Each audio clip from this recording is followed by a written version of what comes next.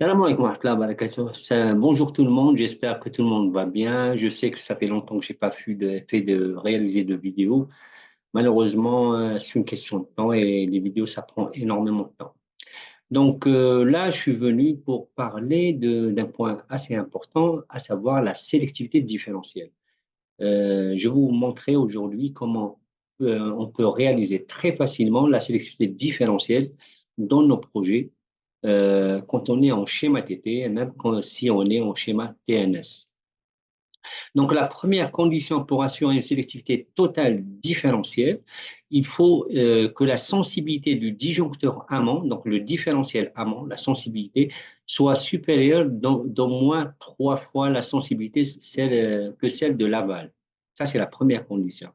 La seconde condition, il faudrait que le temps de retard sur déclenchement différentiel du disjoncteur amont soit supérieur de 40 millisecondes par rapport à celle du disjoncteur aval. Exemple, si on prend un disjoncteur aval de 30 milliampères, donc la sensibilité 30 milliampères, celui de l'amont, avec 0 secondes effectivement pour le temps de déclenchement, donc il y a pas de retard, il y a pas de retard. Par contre, celui de l'amont, pour assurer une sélectivité différentielle totale, il faudrait qu'on puisse le retarder d'au moins 40 millisecondes.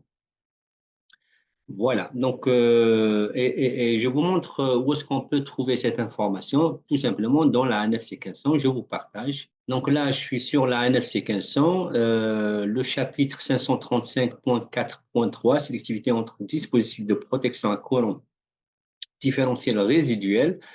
Donc, bon, la sélectivité, elle peut être partielle ou bien totale. La partielle, si une des deux conditions, une des deux conditions ne sont pas satisfaites, hein.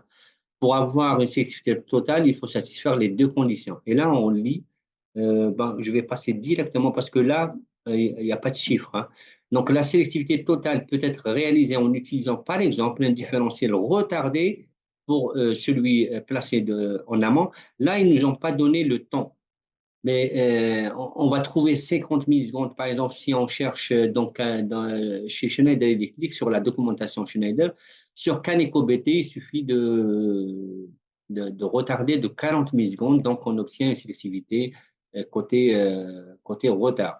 Par contre, pour la sensibilité, là, elle doit être au moins égale à trois fois celui du dispositif aval.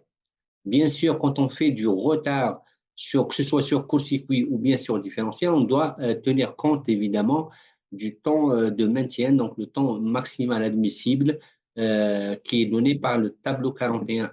Donc voilà, j'espère que cette information vous sera utile et je vous dis à très bientôt. Salam alaikum.